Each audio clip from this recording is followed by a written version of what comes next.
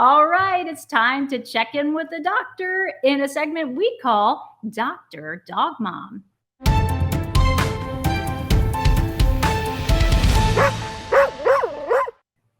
Dr. Cherese Sullivan is co-owner of Skyline Veterinary Hospital, a board member of Sparkles of Life Incorporated, and the Multicultural Veterinary Medical Association. She also happens to be a dog mom, and she joins us live from Houston, Texas. Thank you so much for joining us, Dr. Cherese. Thank you so much for having me. So we mentioned you're a dog mom, but when did your love for dogs begin? So it began very early for me. I grew up in a military background and I always loved animals. My first pet was a rabbit that I got on Easter. But I've owned a lot of different animals throughout the years, rabbits, turtles, frogs, lobsters. But I've always had a dog around. My first dog, actually sort of related to your earlier story, was named Snoopy. Snoopy! Oh my! Now, did it actually look like Snoopy? Because I had a Snoopy too, believe it or not. I did. Yeah, not quite as much as the other dog you had in the segment. Oh my, so fluffy and precious. Yeah, mine looked more like part wolf. I tamed him when I was a little girl and he had the dark eyeliner and hence the name nice. Snoopy, which, I mean, we're on the same page here, Cherese. We've got good names, right? Last name Sullivan, and we both had Snoopies. You're amazing. All right. Now, did you get Snoopy at 6, or how old were you when you got Snoopy? Yeah, I was 6 years old when I had Snoopy. Snoopy was a German short-haired pointer mix. And we adopted him from the local animal shelter. So when was that moment, though? I mean, obviously, you've always loved animals. I mean, you had me at lobster back there. I wanted to say, hold on a second, Cherese. Did you just say lobster? And the answer is yes. But when did you decide that you wanted to become a veterinarian? Again, very early on, Wow. maybe about kindergarten or first grade. A couple of things that I wanted to be that early on in life were a astronaut. Then I realized I really wasn't a fan of flying, and I had chronic ear infections as a kid. So it made it really difficult for me with the pressure. Exactly. And then I wanted to be a nurse for a little while, then kind of felt like, kind of the way I feel now, people can be a little bit gross sometimes. So decided that medicine would probably be a better place for me. You see all the things when you're a nurse, I know. And it's like, okay, you're like dogs. Dogs are cute. Animals are cute. I want to do that. Yes. That is great. So then you went to veterinary school at Cornell. That's impressive. I did. Thank you very much. Yes, I did. Cornell consistently ranked in the top 2 of veterinary medical colleges within the U.S. So enjoyed my time there and focused on small animals and exotics as far as my clinical rotations. And what was that transition like for you, going from veterinary school to opening up your own practice? Yeah, so it wasn't a straight track. I did a couple of things in between. I worked in several shelters. I also worked at small animal practices and kind of did a variety of different things, emergency medicine as well. And eventually decided, you know what, let's just have a go at it, and decided to open up my own practice here with one of my colleagues here, who is a Tuskegee University graduate. And so far we've been in business for just about a year. Oh, congratulations. That's amazing. Now, I know that you mentioned too that you work with exotic animals. And I mean, loving lobsters as a child, I should not be surprised, and all the things, having rabbits and on and on and on. But tell us about your experience with exotic animals and give us some interesting stories. I'm sure you have some. Yeah. So my experience with exotic animals, generally I'm working on caged pets. So generally a lot of rabbits, guinea pigs, smaller rodents, mice, rats. I used to have 2 rats, Mikey and Bobby, that I owned names. Veterinary school. Yes. And One of the more interesting pets that I see here at my practice is I have a couple of monkey patients. So a couple of spider monkeys. Oh, wow. Do they wear diapers? I'm always like amazed. One time I pulled into a parking lot, I look over, there's a guy with a monkey on his shoulder, like it's totally normal, and it's wearing a diaper. It was like, what's going on? Yes. Not only do they wear diapers, but they also wear the cutest clothes. The owners always come dressed to impress. Oh my, that is so fun. Oh gosh. So spider Yeah. monkeys, and what else are we missing? I'm sure the list goes on and Um, on. in veterinary school, I was able to do a couple of exotics rotations and a rotation at the Virginia Zoo in Norfolk, where I was able to help transport two African lions. So I was able to work on those. And when I was in veterinary school, we lived near a actual kangaroo farm. So I got to work on several kangaroos. Wow, you are so well-rounded. I love it. Talking with you is such a treat. Now, I know, Cherese, that you're also super passionate about, you want to take on causes, right? And I would say, as a dog owner, it's important to get your animal spayed and neutered. But from your standpoint, I want to just give you the mic for a minute and let you just run with that, because I know it's something that you're passionate about. Yes, definitely. So at our clinic, we partner with several rescue organizations to help to spay and neuter pets to help reduce the overpopulation here in Houston. In the city of Houston and the metropolitan area, we have nearly 1 million homeless pets. So that is a huge problem. There are just not enough resources, not enough homes just to take care of all of the pets here in Houston. So we're really trying to do our part to spread the word about spaying and neutering. In addition to just the overpopulation issue, we want to decrease roaming behavior in pets so that they aren't wanting to stray away from home and getting lost. We also want to reduce incidences of cancer, mammary cancer that occurs in female pets that are unspayed, and testicular cancer, as well as prostate disease in male pets that are unneutered. Really good points, really helpful information. I know that you're also passionate about tackling different social issues as well. You're the former president of the Multicultural VMA, which is an organization that's really wants to promote diversity in the veterinary community. So is there a lack of diversity in the veterinary community?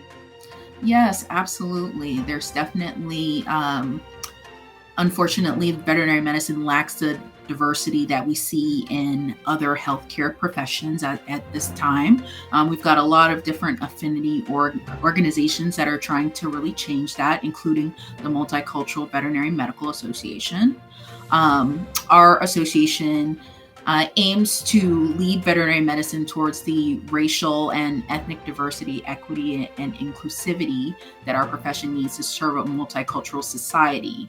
And our vision is to transform the veterinary profession into one that is equitable and inclusive to all. That's great. Now, I know you offer panels, you offer workshops, and I imagine this was incredibly helpful. Just at the start of the pandemic, there were so many questions, as difficult issues arise, just opening up the lines of communication and providing that support as well. I imagine that's incredibly important. Absolutely. With all those changes, we gained a lot of traction, and we had a lot of people reaching out to us saying, how can we help? How can we help make our profession more inclusive? How can we make it so that more people in our profession that come from all different types of backgrounds feel like they belong in our profession? So we help other organizations, as well as just supporting those people of different multicultural backgrounds who are within the profession, giving them lots of support and creating a community with our other affinity organizations. That's great. And that sense of community is so incredibly important. I know that you're also passionate about mentoring the next generation of veterinarians. So talk about maybe the different organizations that you've been involved with and how you're doing that today. Yeah, so I have been involved with several organizations, including Big Brothers and Big Sisters, the Black MBA Association of Houston, just sort of supporting students who have an interest in veterinary medicine or in STEM fields. Um, and individually, I've mentored several students, many of whom have gone off to veterinary school. I recently did a veterinary internship virtually during the pandemic with a student who ended up going to University of Arizona for veterinary school. So yeah, just mentoring different students individually and within other organizations. It really helps me to sort of feel connected to the next generation of veterinarians. So important. And it's one thing to think, oh, I love cute animals, I can't wait to work with them, but it's so important for our mentors in whatever field we want to go into to keep it real, right? To say, you might think that working as a veterinarian is going to look like this, but it's probably actually going to look a whole lot more like this. So are there any common misconceptions that, some of these students that you work with have, or what is your advice to them as they're looking at getting into the field? I think the students that I've mentored so far have been extremely bright. I am very, very optimistic as far as the future is concerned. I think more the lines of the general public having some misconceptions about what it's like to be a veterinarian. Unfortunately, it's not all puppy kisses and right playtime all the time. A lot of hard work, that's for sure. A lot of hard work. It's sometimes cases that are really challenging. Sometimes, despite your best efforts, things don't turn out the way that you want them to as far as a patient's, what happens with the patient's health. So basically, just letting people know kind of that it can be a challenging profession, but and under the same breath, it's a very rewarding profession. Yes, so rewarding. And I know that you have some practical tips and advice for our dog moms watching. I mean, what advice do you have for the average dog mom? What are you passionate about, and what do you want to share with us today? I generally really stress the importance of preventative care. Making sure that you're starting at an early age with at least annual veterinary visits, making sure that we're getting through our initial, puppy, kitten vaccines, making sure that we are on our monthly heartworm and flea prevention. We see a lot of pets here with fleas. They're everywhere, and I hear so commonly, oh, well, my pet is only indoors. And it's like, well, fleas will hitchhike and go right inside your house, unfortunately. Of course. Most commonly, I see it in indoor-only dogs.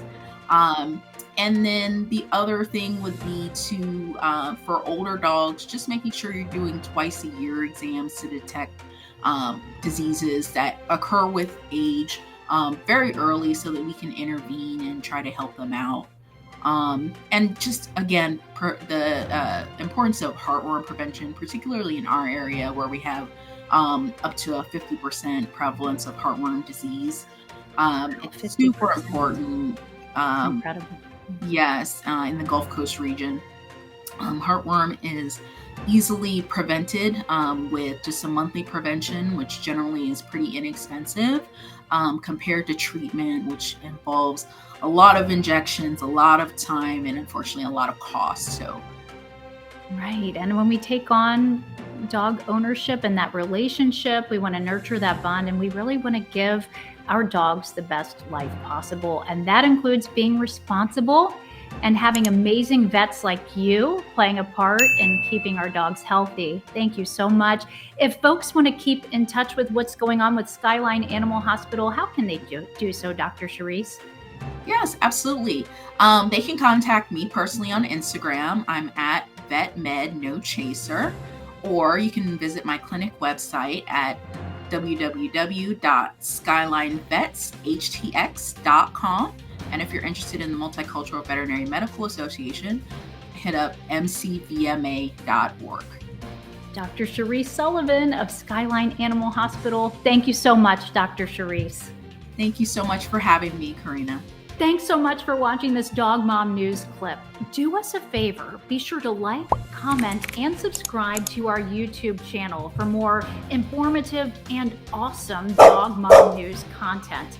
And be sure to click that notification bell too to stay up to date with all our new content in real time. You'll also want to be sure to join us for our live stream each Thursday at 3 p.m. Eastern Standard Time. Have a great day, everyone, and we'll see you soon.